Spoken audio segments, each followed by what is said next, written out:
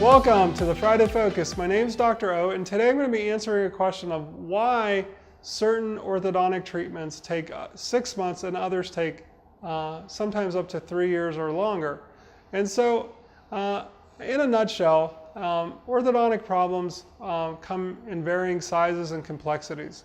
And so for minor tooth movement, some of these treatments can be completed in a couple months where we're moving 1 or 2 teeth, or there's 1 tooth that's out of place. So that's very common where you can do like 6 months braces in that notion. Treatments that take up to 1 year, 2 years, even up to 3 years, the complexity is usually a little longer. And so there could be multiple issues.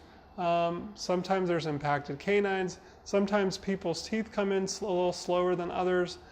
Sometimes we're trying to do jaw correction, and we're doing the jaw correction using rubber bands versus using like making it a surgical correction.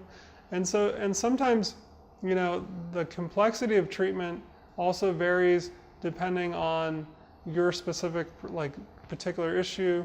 So in a nutshell, I can't really have a definitive answer for you why some treatments take longer. It's really case specific. It's really tailored to your own individual needs. And so unless you have an evaluation, we really can't give you that accurate prediction. Now, there are some bracket systems or some systems that claim to be a little bit faster in treatment. And so you're gonna have to kind of vary.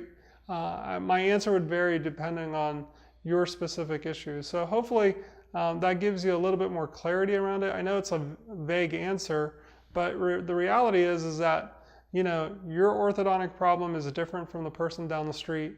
And the other thing is your cooperation during orthodontic treatment can vary from person to person. And that's probably one of the main reasons why treatments take longer than they usually do, is because, you know, if I tell someone to wear a rubber band and I have one child who wears it really well and they complete the movement that I want in 3 months, and then I have another kid who doesn't wear their rubber bands the way they're directed, they wear them like 6 hours a day or 4 hours, or they don't wear them at all, well, that treatment will never get completed. And so I've seen kids waste a whole year, even a year and a half, wasting their time because they're not following directions. So, you know, all these things impact the length of treatment. And so hopefully this gives you a little bit more of an idea.